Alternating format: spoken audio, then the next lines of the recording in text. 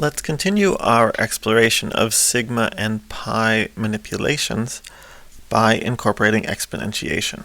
The basis for this exploration is that when you take c to the a power and you multiply by c to the b power, you get c to the a plus b. So if we continue that and we write c to the a0 times c to the a1 times c to the a2 times c to the an, then that expression is the same as c to the sum of the powers, a0 plus a1 plus plus an. And so what that's telling us is that if we have a product of some fixed value to the a sub k power, we can rewrite this product as that fixed value to a sum. Let's see that in action. Let's consider this product, the product where k goes from 1 up to n of k divided by 2 to the k. Our first step is to recognize that this is a product of a quotient of terms, so we can write this as a product where k goes from 1 up to n of k divided by the product where k goes from 1 up to n of 2 to the k. Now we look at the numerator, that's n factorial, and in the denominator we have a product of a fixed value to an exponent. So our manipulation from the previous page shows us that this product can be written as 2 to the sum, where k goes from 1 up to n of k, and we have a formula for that. This is going to be n factorial divided by 2 to the n plus 1 times n over 2. Let's do another example. Let's say we have the product where I goes from 6 up to 30 of 3 to the 2i plus 1.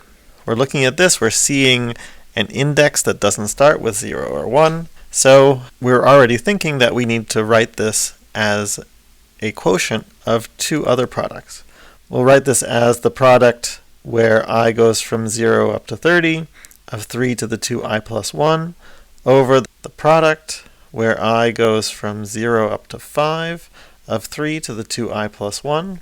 And then we'll use the manipulation from the previous page to get that this is 3 to the sum from I equals 0 up to 30 of 2i plus 1 divided by 3 to the summation where I goes from 0 up to 5 of 2i plus 1. From the previous video, we have that the sum where I goes from 0 up to n of 2i plus 1 is equal to n plus 1 squared. And so the numerator is 3 to the 31 squared power, and the denominator is 3 to the 6 squared power.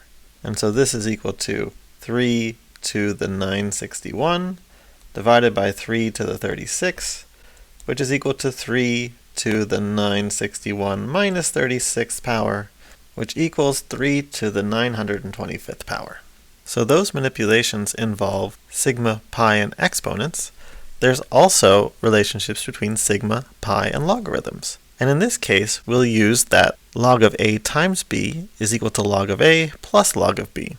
If instead we have more factors inside the logarithm, a0 times a1 times up to a sub n, then that can be written as log of a0 plus log of a1 plus log of an.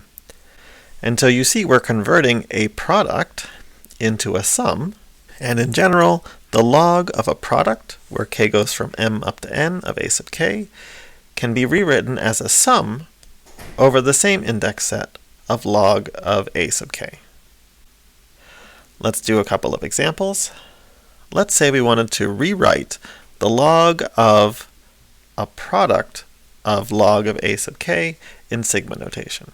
From the expressions on the previous page, we see that the log of a product is the sum of the logs. And so the log of a product is going to be the sum of some logs. So we're going to get the sum over the same index set, k goes from 0 up to n, of the log of whatever was inside the product. Log of a sub k. So this is a way to write this log of a product using summation notation. All right, if we want to take that and go backwards instead, Let's first write this sum in sigma notation. We see that each of these terms looks like log of something, where this something goes from 34 up to 77. What our manipulation on the previous slide lets us do is to take this sum of logs and write this as the log of a product where k goes from 34 up to 77 of k.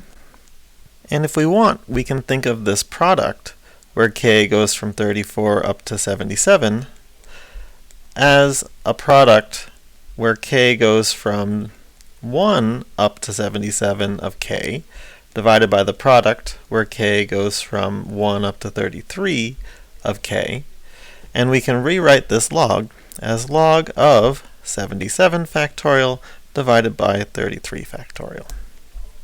That's it for now. See you next time.